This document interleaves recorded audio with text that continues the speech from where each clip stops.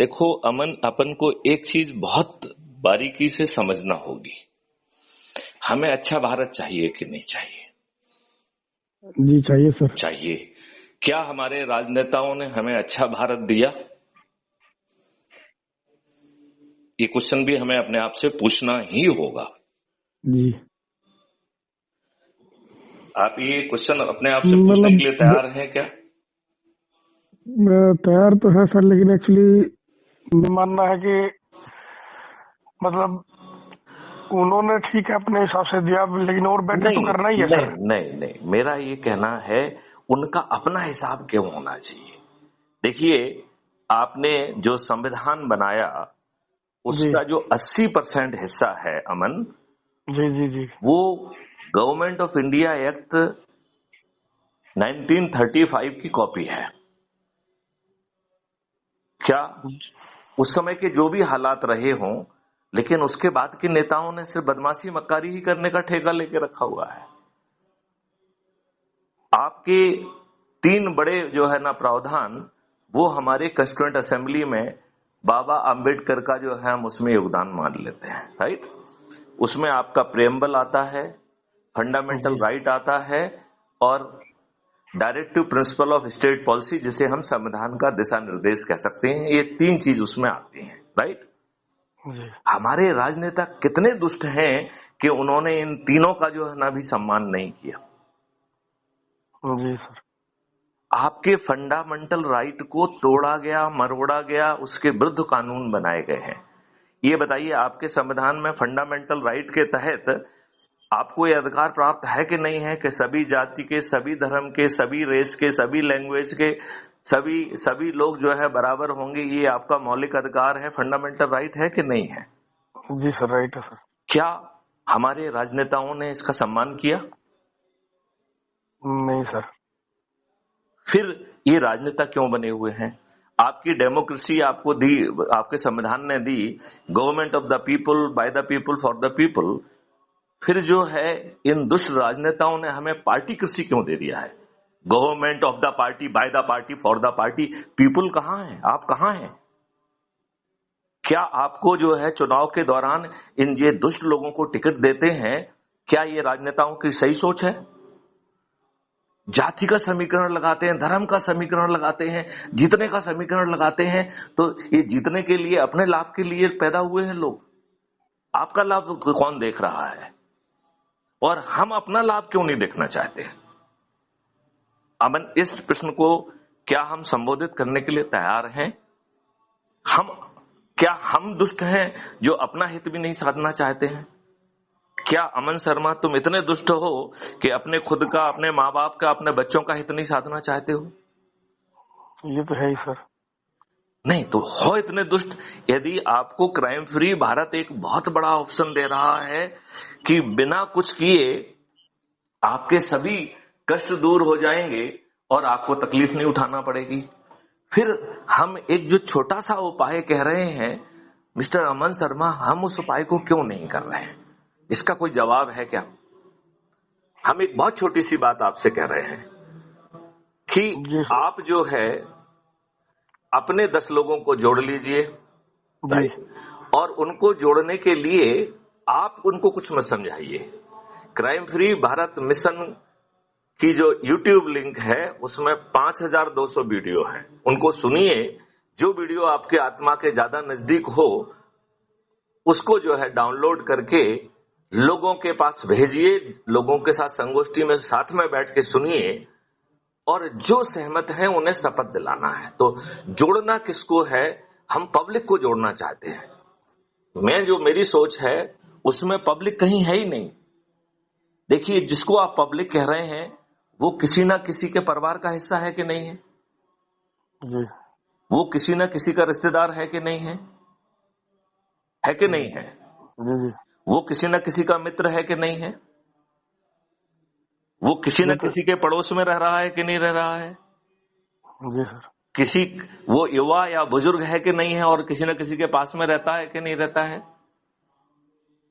वो किसी न किसी संगठन से, चाहे वो सामाजिक हो, चाहे धार्मिक हो, चाहे प्रोफेशनल हो, उससे जुड़ा हुआ है कि नहीं है?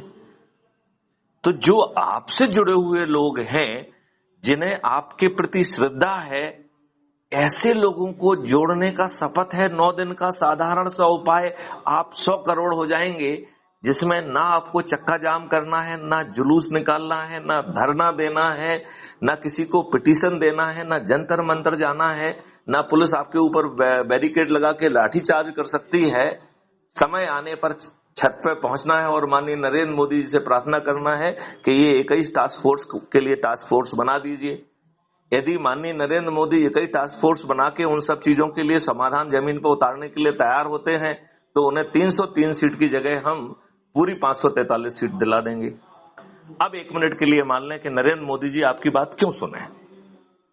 नरेंद्र मोदी जी का मानना है कि मैं 20 साल जो है ना गुजरात का मुख्यमंत्री रहा हूं, अभी 10 साल से प्रधानमंत्री हूं। मैंने एक ऐसी पार्टी पैदा की है जिसके हजारों सब ग्रुप हैं, जिसमें हमने 5000 करोड़ ला दिए हैं। मैं आईटी का दुरुपयोग करके जन जन पे पहुंच के लोगों को मूर्ख बना के जीत सकता हूं। तो माननीय नरेंद्र मोदी जी मैथिली शरण गुप्त की बात क्यों सुनेंगे? क्यों सुनेंगे बताइए मुझे। तो वो सुन सकते हैं क्योंकि उन्हें यदि अपना लाभ दिखाई देगा। उनका लाभ क्या है? जब आप 100 करोड़ होके छत पे पहुंच के उनसे कहेंगे और उनको ये लगेगा कि हमें 303 की जगह 543 सीटें मिलने की संभावना बन रही है, तो वो शुद्ध अपने लाभ के लिए जो है ना आपकी बात भी सुनेंगे, हमारी बात भी सुनेंगे और 21 टास्क फोर्स भी बना देंगे और आपको एक अद्भुत भारत दे देंगे, जिसमें नियम कानूनों के में जो कि अंग्रेजों ने बनाए थे, गुलामों के लिए बनाए थे, उसकी आत्मा बदलने की जरूरत है। ये जो अभी 3 एक्ट में संशोधन हुआ है, एक कॉस्मेटिक चेंज है। हमने कानून की आत्मा नहीं बदली है। कानून की आत्मा बदलना किसको कहते हैं? जहां हमें बिना थाने जाए हमारा अपराध पंजीबद्ध हो जाए, जहां की पुलिस इतनी सक्षम कर दी जाए कि अकाट साक्ष्यों के साथ 15 दिन में चालान पेश हो जाए, जहां पर क्राइम फ्री भारत का जो वीडियो बेस्ड ट्रायल सिस्टम के माध्यम से बिना कोर्ट जाए, बिना जजेस की और वकीलों की संख्या बाधा बने, आपको अधिकतम 30 दिन में न्याय मिल जाए, जहां पे ऐसा डिजिटल चित्रगुप्त हो जो अपराधियों की हर जानकारी रखेगा और सभी को जो है ना फंडामेंटल राइट टू प्राइवेसी भी दे देगा। लेकिन यदि कोई भी व्यक्ति अपराध करता है तो उसका ये फंडामेंटल राइट सीज हो जाएगा, थोड़ी देर के लिए निलंबित हो जाएगा और वही सिस्टम जो कि जिसके पास 360 डिग्री की जानकारी है, वो जो है ना आपकी एफआईआर भी कर देगा, एविडेंस भी दे देगा, कोर्ट ट्रायल भी करा देगा और आपको अधिकतम 30 दिन में जेल भेज देगा। आपको अपराध मुक्त भारत मिल जाएगा कि नहीं मिल जाएगा? जी सर। यदि सभी को जो है ना धन की वर्षा की जाए और डबल जो है ना उसको जोड़ के डबल जो है ना अपराधी से वसूल कर लिया जाए, तो भारत सरकार जो आज कमा पा रही है उससे 10 गुना ज्यादा पैसा उसके पास पहुंच जाएगा। जब भारत सरकार के पास 10 गुना ज्यादा पैसा होगा तो भाई साहब आपसे टैक्स क्यों लेना है? ये देश टैक्स फ्री हो जाएगा। यदि भारत के हर नागरिक के 2 अकाउंट होंगे, एक अर्निंग अकाउंट, एक कॉस्ट सेटलिंग अकाउंट, जब आपके अर्निंग अकाउंट में पैसा नहीं है तो आपको आपके ही कॉस्ट सेटलिंग अकाउंट से ऑटो स्वैप करके आपको पैसा मिल जाए और जब आपके अर्निंग अकाउंट में पैसा आए तो आसान किस्तों में पड़ जाए, बताओ किसी को व्यक्ति को कर्ज के कारण आत्महत्या करने की स्थिति बनेगी क्या? जी सर। नहीं, आप मुझे बताइए बनेगी क्या? नहीं सर। यदि जो है सभी को जो है आज जो है लोग भूखे हैं, वो भूखे इसलिए हैं, क्या पृथ्वी पे काम नहीं है क्या? हमें पेड़ों की संख्या 3 गुना करना है, हमें जो है गायों की संख्या 10 गुना करना है, इतने पेड़ लगाने के लिए, उनको मेंटेन करने के लिए, इतनी गायों के लिए, इतनी चीजों के लिए और एक अच्छा सौम्य माहौल पैदा करने के लिए जहां पानी फिर से ऊपर आ जाए। अभी चारों तरफ रासायनिक विष आपके ऊपर परोसा जा रहा है, हमारे दुष्ट राजनेता आपकी रक्षा कर रहे हैं क्या? आज जो आप दूध कंज्यूम कर रहे हो प्रतिदिन वो 65 करोड़ लीटर से ज्यादा है और हम सभी तरीके से जो दूध पैदा कर पा रहे हैं वो 16 करोड़ लीटर है आकलन के अनुसार। इसका मतलब है प्रतिदिन 50 करोड़ लीटर दूध अकेला यूरिया जैसे घातक पदार्थों से बन रहा है, जिसके कारण जो है अमन शर्मा जी आपको कैंसर होने वाला है, ऑटो इम्यून डिसीज होने वाली है। तो एक तरफ आप बड़ी मुसीबत से बच रहे हैं, दूसरी तरफ भारत के ऐसे परिवार जिनके पास ना शिक्षा है ना हुनर है, जो खाने के लिए मोहताज हैं, उन्हें रोजगार गारंटी के तहत यदि प्रायोगिक हुनर, प्रायोगिक शिक्षा, आवागमन का साधन दे दिया जाए और वो एज ए नौकर नहीं बल्कि एज ए सर्विस प्रोवाइडर जाएं और अपना काम एफिशिएंटली करके आगे बढ़ें, उनका सम्मान भी बढ़ेगा और उनको न्यूनतम जो है आय प्रति परिवार 1 लाख रुपए प्रति माह हो जाएगी और उसे पूरे इकोसिस्टम में 50% का रेट मिलेगा, तो 2029 तक उसकी क्रय शक्ति 2 लाख रुपए हो जाएगी। आप लाडली योजना के तहत फ्री भी क्यों बांट रहे हैं? समृद्धि बांटिए, रोजगार बांटिए, ये डुएबल है। यदि माननीय नरेंद्र मोदी ऐसा नहीं करते हैं तो इस मॉडल में तो बहुत अच्छा फायदा है कि माननीय नरेंद्र मोदी नहीं करेंगे तो जो व्यक्ति अधिक से अधिक लोगों को जोड़ेगा उसे जो है ना 543 लोगों की सूची बनाई जाएगी जिन्होंने सबसे अधिक लोगों को जोड़ा होगा और उन्हें चंद्रगुप्त कहा जाएगा, उन्हें सांसद का टिकट दे दिया जाएगा। हम सब लोग छत पर चढ़कर जिनको जो चंद्रगुप्त घोषित होंगे उनको विजयी होने का संकल्प लेंगे, शपथ लेंगे, वोटिंग दिन में जाके उनको वोट दे देंगे। बताओ, ये जो लोग हैं इनको आज जो है ना किसी को टिकट, सांसद का टिकट मिलने के लिए करोड़ों रुपए खर्च करना पड़ते हैं कि नहीं करना पड़ते हैं? जी सर, करना पड़ते हैं कि नहीं करना पड़ते हैं? करना पड़ता है सर। और वो बीच में जो गंदा खेल खेलता है, इसको बिठाना है उसको बिठाना है, उसमें भी करोड़ों रुपए खर्च करता है।